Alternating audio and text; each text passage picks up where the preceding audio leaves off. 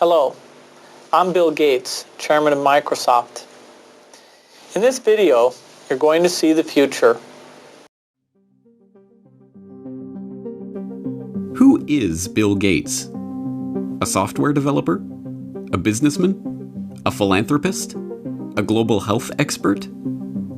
This question, once merely academic, is becoming a very real question for those who are beginning to realize that Gates' unimaginable wealth has been used to gain control over every corner of the fields of public health, medical research, and vaccine development.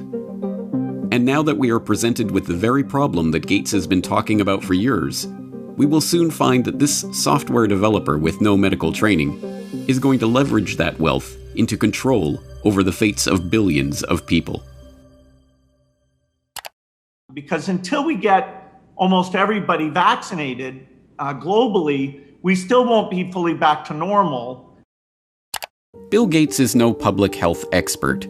He is not a doctor, an epidemiologist, or an infectious disease researcher.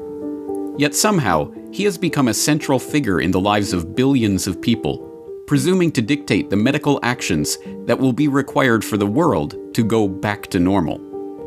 The transformation of Bill Gates from computer kingpin to global health czar is as remarkable as it is instructive, and it tells us a great deal about where we are heading as the world plunges into a crisis, the likes of which we have not seen before. This is the story of how Bill Gates monopolized global health. You're tuned into the Corbett Report. Until his reinvention as a philanthropist in the past decade, this is what many people thought of when they thought of Bill Gates.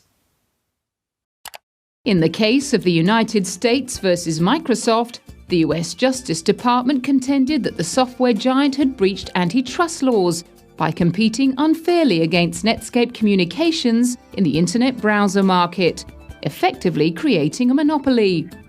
Bill's first concern was that the prosecution could potentially block the release of his company's latest operating system, Windows 98. Okay, you asking me about when I wrote this email, or what are you asking me about? I'm asking you about January of 1996. That month. Yes, sir. And what about it? What non-Microsoft browsers were you concerned about in January of 1996? I don't know what you mean concerned. What is it about the word concerned that you don't understand?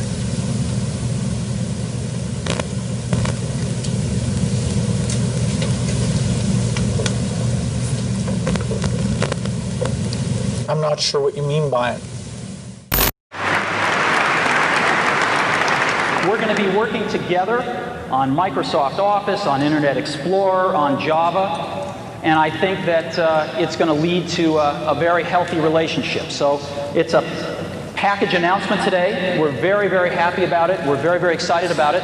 And I happen to have a special guest with me today via satellite downlink. And if we could get him up on the stage right now.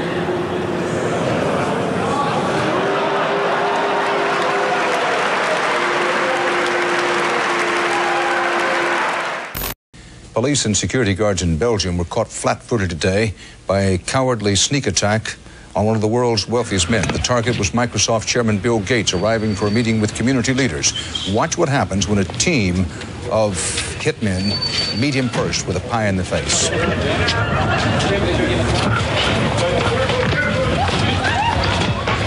Gates was momentarily and understandably shaken, but he was not injured. The hit squad piled on with two more pies before one of them was wrestled to the ground and arrested. The others, for at least the moment, got away. Gates went inside, wiped his face clean, and made no comment. He then went ahead with his scheduled meeting. No word on the motive for this attack. But once reviled for the massive wealth and the monopolistic power that his virus-laden software afforded him, Gates is now hailed as a visionary who is leveraging that wealth and power for the greater good of humanity. In the 22nd century, a book will be written about the entrepreneur of the 21st century. I'm sure that the person who will foremost come to the mind of those historians is certainly Bill Gates.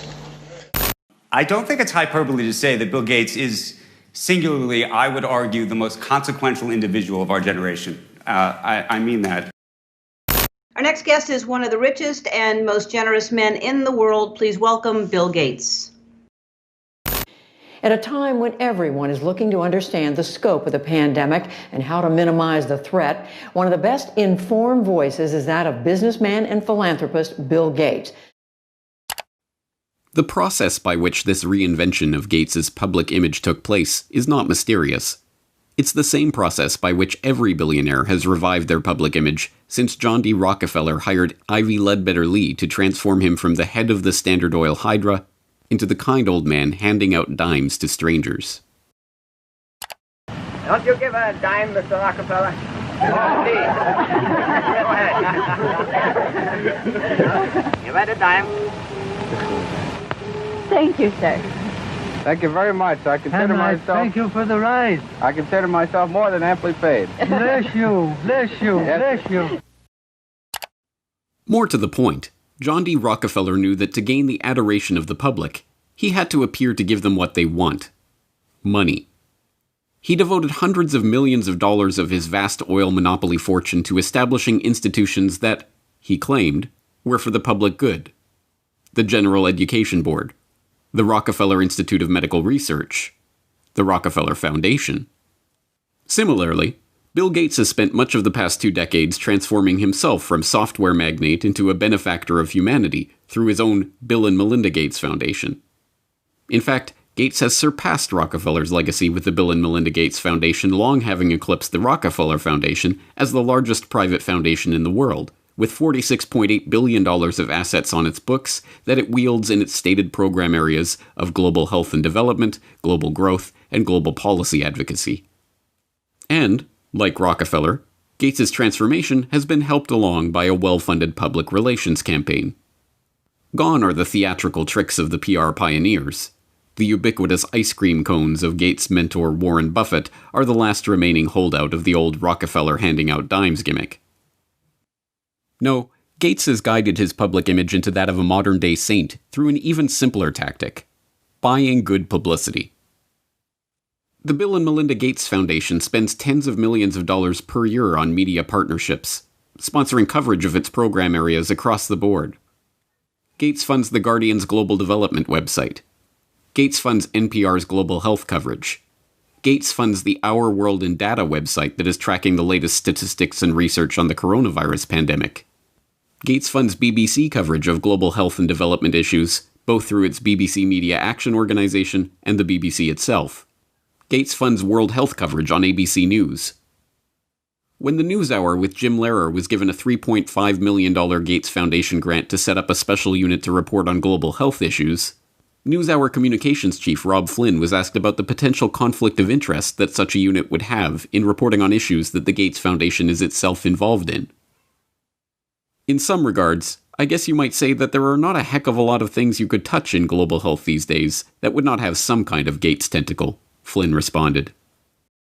Indeed, it would be almost impossible to find any area of global health that has been left untouched by the tentacles of the Bill and Melinda Gates Foundation. It was Gates who sponsored the meeting that led to the creation of Gavi, the Vaccine Alliance, a global public-private partnership bringing together state sponsors and big pharmaceutical companies whose specific goals include the creation of healthy markets for vaccines and other immunization products.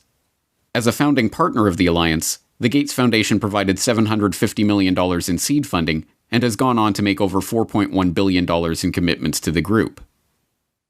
Gates provided the seed money that created the Global Fund to Fight AIDS, Tuberculosis, and Malaria, a public-private partnership that acts as a finance vehicle for governmental AIDS, TB, and malaria programs. When a public-private partnership of governments, world health bodies, and 13 leading pharmaceutical companies came together in 2012 to accelerate progress toward eliminating or controlling 10 neglected tropical diseases, there was the Gates Foundation, with $363 million of support.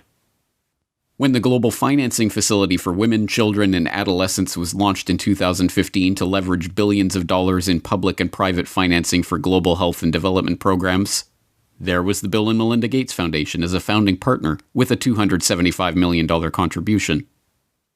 When the Coalition for Epidemic Preparedness Innovations was launched at the World Economic Forum in Davos in 2017 to develop vaccines against emerging infectious diseases, there was the Gates Foundation with an initial injection of $100 million. The examples go on and on. The Bill and Melinda Gates Foundation's fingerprints can be seen on every major global health initiative of the past 2 decades. And beyond the flashy multi-billion-dollar global partnerships, the foundation is behind hundreds of smaller country and region-specific grants, $10 million to combat a locust infestation in East Africa, or $300 million to support agricultural research in Africa and Asia, that add up to billions of dollars in commitments. It comes as no surprise, then, that far beyond the $250 million that the Gates Foundation has pledged to the fight against coronavirus, every aspect of the current coronavirus pandemic involves organizations, groups, and individuals with direct ties to Gates funding. From the start, the World Health Organization has directed the global response to the current pandemic. From its initial monitoring of the outbreak in Wuhan and its declaration in January that there was no evidence of human-to-human transmission, to its live media briefings and its technical guidance on country-level planning and other matters, the WHO has been the body setting the guidelines and recommendations shaping the global response to this outbreak. But even the World Health Organization itself is largely reliant on funds from the Bill and Melinda Gates Foundation. The WHO's most recent donor report shows that the Bill and Melinda Gates Foundation is the organization's second largest donor behind the United States government. The Gates Foundation single-handedly contributes more to the World Health Body than Australia, Canada, France, Germany, Russia, and the UK combined. What's more, current World Health Organization Director General Tedros Adhanom Ghebreyesus is in fact, like Bill Gates himself, not a medical doctor at all, but the controversial ex-Minister of Health of Ethiopia, who was accused of covering up 3 cholera outbreaks in the country during his tenure. Before joining the WHO, he served as chair of the Gates-founded Global Fund to fight AIDS, tuberculosis, and malaria, and sat on the board of the Gates-founded Gavi, the Vaccine Alliance, and the Gates-funded Stop TB Partnership. The current round of lockdowns and restrictive stay-home orders in Western countries were enacted on the back of alarming models predicting millions of deaths in the United States and hundreds of thousands in the UK. Imperial College in London released a COVID-19 report, and that's where most of our U.S. leaders are getting the information they're basing their decision-making on. The report runs us through a few different ways this could turn out depending on what our responses are. If we don't do anything to control this virus, over 80% of people in the U.S. would be infected over the course of the epidemic, with 2.2 million deaths from COVID-19. That 2.2 million deaths also doesn't account for the potential negative effects of health systems being overwhelmed. From this evening, I must give the British people a very simple instruction. You must stay at home. Enough is enough. Go home and stay home. A statewide order for people to stay at home. The work of 2 research groups was crucial in shaping the decisions of the UK and US governments to implement wide-ranging lockdowns, and, in turn, governments around the world. The first group, the Imperial College COVID-19 Research Team, issued a report on March 16th that predicted up to 500,000 deaths in the UK and 2.2 million deaths in the US unless strict government measures were put in place. The second group, the Institute for Health Metrics and Evaluation in Bill Gates' home state of Washington, helped provide data that corroborated the White House's initial estimates of the virus effects, estimates that have been repeatedly downgraded as the situation has progressed. Unsurprisingly, the Gates Foundation has injected substantial sums of money into both groups. This year alone, the Gates Foundation has already given $79 million to Imperial College, and in 2017, the foundation announced a $279 million investment into the IHME to expand its work collecting health data and creating models. Anthony Fauci, meanwhile, has become the face of the US government's coronavirus response, echoing Bill Gates' assertion that the country will not get back to normal until a good vaccine can be found to ensure the public's safety. If you want to get to pre-corona virus, that might not ever happen in the sense of the fact that the threat is there, but I believe with the therapies that will be coming online and with the fact that I feel confident that over a period of time we will get a good vaccine, that we will never have to get back to where we are right back now. Beyond just their frequent collaborations and cooperation in the past, Fauci has direct ties to Gates' projects and funding. In 2010, he was appointed to the Leadership Council of the Gates-founded Decade of Vaccines project to implement a global vaccine action plan, a project to which Gates committed $10 billion of funding. And in October of last year, just as the current pandemic was beginning, the Gates Foundation announced a $100 million contribution to the National Institute of Health to help, among other programs, Fauci's National Institute of Allergy and Infectious Diseases research into HIV. Also in October of last year, the Bill and Melinda Gates Foundation partnered with the World Economic Forum and the Johns Hopkins Center for Health Security to stage Event 201, a tabletop exercise gauging the economic and societal impact of a globally spreading coronavirus pandemic. It began in healthy-looking pigs, months, perhaps years ago. A new coronavirus. The mission of the Pandemic Emergency Board is to provide recommendations to deal with the major global challenges arising in response to an unfolding pandemic. The board is comprised of highly experienced leaders from business, public health, and civil society. We're at the start of what's looking like it will be a severe pandemic. And there are problems emerging that can only be solved by global business and governments working together. Governments need to be willing to do things that are out of their historical perspective, or for the most part, it's really a war footing that we need to be on. Given the incredible reach that the tentacles of the Bill and Melinda Gates Foundation have into every corner of the global health markets, it should not be surprising that the foundation has been intimately involved with every stage of the current pandemic crisis either. In effect, Gates has merely used the wealth from his domination of the software market to leverage himself into a similar position in the world of global health. The whole process has been cloaked in the mantle of selfless philanthropy, but the foundation is not structured as a charitable endeavor. Instead, it maintains a dual structure. The Bill and Melinda Gates Foundation distributes money to grantees, but a separate entity, the Bill and Melinda Gates Foundation Trust, manages the endowment assets. These two entities often have overlapping interests, and, as has been noted many times in the past, grants given by the foundation often directly benefit the value of the trust's assets. One of my favorite parts about my job at the Gates Foundation is that I get to travel to the developing world, and I do that quite regularly. My first trip in India, I was in a person's home where they had dirt floors, no running water, no electricity, and that's really what I see all over the world. So in short, I'm startled by all the things that they don't have. But I am surprised by one thing that they do have: Coca-Cola. Coke is everywhere. In fact, when I travel in the developing world, Coke feels ubiquitous. And so when I come back from these trips and I'm thinking about development and I'm flying home and I'm thinking, well, we're trying to deliver condoms to people or vaccinations, you know, Coke's success kind of stops and makes you wonder, how is it that they can get Coke to these far-flung places? And if they can do that, why can't governments and NGOs do the same thing? And the charity of Microsoft founder Bill Gates and his wife Melinda is under criticism following the disclosure. It substantially increased its holdings in the agribusiness giant Monsanto to over $23 million. Critics say the investment in Monsanto contradicts the Bill and Melinda Gates Foundation's stated commitment to helping farmers and sustainable development in Africa. The study from the pressure group Global Justice Now paints a picture of the Gates Foundation partly as an expression of corporate America's desire to profit from Africa, and partly a damning critique of its effects.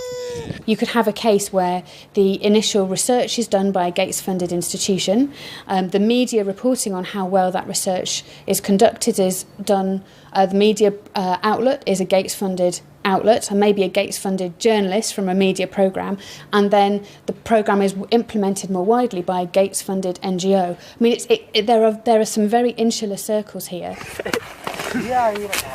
Among the many criticisms, the idea that private finance can solve the problems of the developing world. Should poor farmers be trapped into debt by having to use chemicals or fertilizers underwritten by offshoots of the foundation? This is no mere theoretical conflict of interest. Gates is held up as a hero for donating $35.8 billion worth of his Microsoft stock to the foundation. But during the course of his decade of vaccines, Gates' net worth has actually doubled, from $54 billion to $103.1 billion. The Rockefeller story provides an instructive template for this vision of tycoon turned philanthropist. When Rockefeller faced a public backlash, he helped spearhead the creation of a system of private foundations that connected in with his business interests.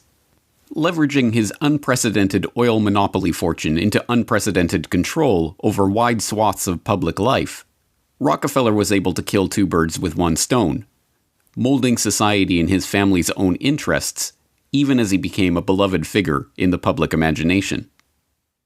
Similarly, Bill Gates has leveraged his software empire into a global health, development, and education empire, steering the course of investment and research and ensuring healthy markets for vaccines and other immunization products. And, like Rockefeller, Gates has been transformed from the feared and reviled head of a formidable hydra into a kindly old man, generously giving his wealth back to the public. But not everyone has been taken in by this PR trick. Even The Lancet observed this worrying transformation from software monopolist to health monopolist back in 2009, when the extent of this Gates-led monopoly was becoming apparent to all. The first guiding principle of the Bill and Melinda Gates Foundation is that it is driven by the interests and passions of the Gates family. An annual letter from Bill Gates summarizes those passions, referring to newspaper articles, books, and chance events that have shaped the foundation's strategy. For such a large and influential investor in global health, is such a whimsical governance principle good enough? This brings us back to the question: who is Bill Gates? What are his driving interests? What motivates his decisions? These are not academic questions. Gates' decisions have controlled the flows of billions of dollars, formed international partnerships pursuing wide-ranging agendas, ensured the creation of healthy markets for big pharma vaccine manufacturers. And now, as we are seeing, his decisions are shaping the entire global response to the coronavirus pandemic. Next week, we will further explore Gates' vaccination initiatives, the business interests behind them, and the larger agenda that is beginning to take shape as we enter the new normal of the COVID-19 crisis.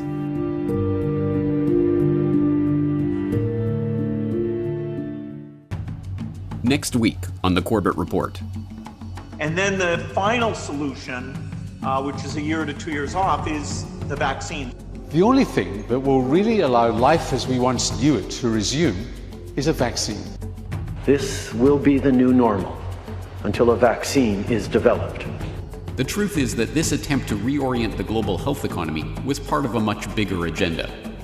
But when we started developing coronavirus vaccines, we noticed in laboratory animals that they started to show some of the same immune pathology. Just to head off the conspiracy theorists, maybe we shouldn't call the vaccine the final solution. Maybe just the best solution. Okay? Bill Gates' plan to vaccinate the world.